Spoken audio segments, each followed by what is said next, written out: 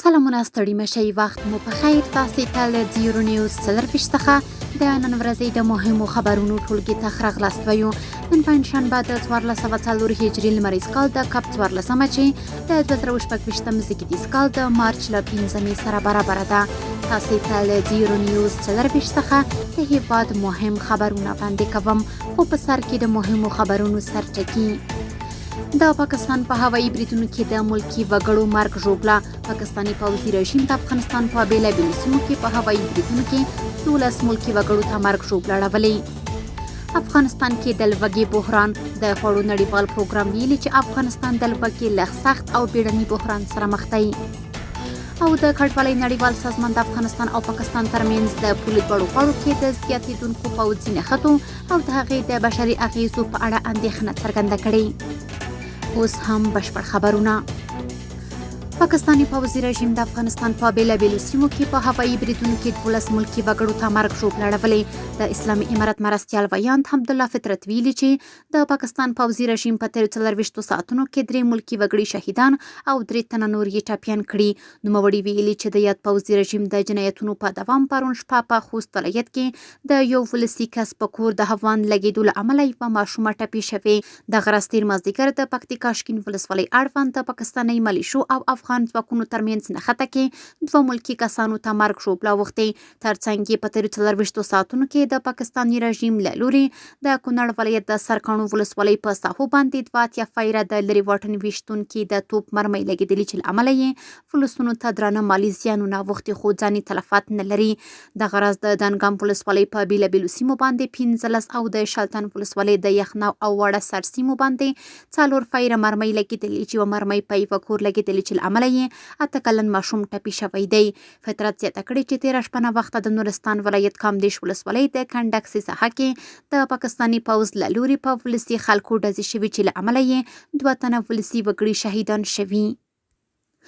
د خوړو نړیوال پروګرام ویلي چې افغانستان د لوږې له سخت او بیړني بحران سره مخ دی. د خوړو نړیوال پروګرام په خپل راپور کې ویلي چې افغانستان د نړۍ له هغو سیمو څخه دی چې د لوږې له سخت او بیړني بحران سره مخ دی.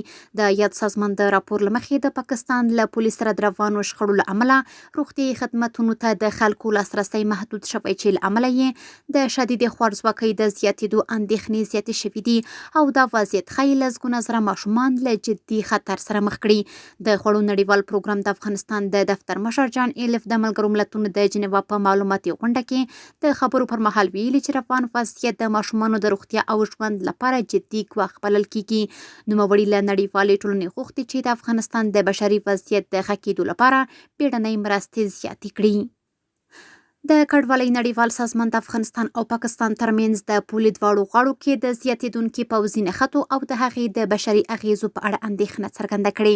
د کډوالۍ نړیوال سازمان یا IOM ویلي چې د ډیورنډ کرښې په اوږدو کې روانې پوځي نښتې د ملکي وګړو د مرګ ژوبلې، د مهمو زیربناوو د زیان او د ختیځ او سویل ختیځ افغانستان کې د نږدې 6-8 کسانو د بې ځایه کېدو سبب شوي دي. دغه سازمان ویلي چې دا وضعیت ښایي نورې بې ځایه کېدنې زیاتې کړي، د راستنېدونکو شمیر چټک کړي او په هغو ټولنو کې چې لا له مخکې تر فشار لاندې او له کمو سرچینو سره مخ دي ستونزې نورې هم زیاتې کړي. یاد سازمان زیاته کړې افغانستان اوس د نړۍ له هغو هیوادونو څخه دی چې د راستنېدونکو له امله له لویو بې ځایه کېدنو سره مخ دی چې په تېرو 2 کلونو کې له 5 میلیونو څخه زیات راستنېدونکي ثبت شوي. د هغې له ډلې یوازې په 2025 کال کې شمیر 2.6 میلیونو ته رسیږي. د کډوالۍ نړیوال سازمان دغه راز تاییدوي چې ننګرهار ولایت کې د دې سازمان لږ تر لږه یو مرکز د وروستیو نښتو له امله د پام وړ زیان لیدلی دی. د امنیتي اندېښنو له امله په تورخم او بهرامچه کې سرحدي عملیات ځنډول شوي چې له امله یې د بشري مرستو رسیدل او لاسرسی محدود شوی، په داسې حال کې چې اړتیاوې په چټکۍ سره زیاتېږي. دغه سازمان ټینګار کړی چې د ملکي وګړو د بشري مرستو د کارکوونکو او تاسیساتو ساتنه باید هر وخت تضمین شي. په جرمني کې د افغانستان قونسلګرۍ د پاسپورټونو د ورکړې بهیر له پیلېدو خبر ورکړی. په جرمني کې د افغانستان قونسلګرۍ ویلي چې اسلامي امارت ته د آلمان په بون ښار کې د یادې قونسلګرۍ د مدیریت او چارو له سپارلو وروسته افغانانو ته د پاسپورټونو د ورکړې او ویش لړۍ له اوږده ځنډه وروسته پیل کړي. دغې قونسلګرۍ زیاته کړې چې په دې لړ کې تر دې دمه شاوخوا 4,000 ټوکه پاسپورټونه تر چاپ لاندې دي او ژر به وړاندې او وویشل شي. د ترکیې د IHH بشري بنسټ د بشري ډیپلوماسۍ د برخې مشر عبدالله التای د اسلامي امارت بهرنیو چارو وزیر مولوي امیر خان متقي سره لیدلي. په دې ناسته کې عبدالله التای په افغانستان کې د خپلو بشري فعالیتونو او همداراز راتلونکو پلانونو په تړاو خبرې کړې دي.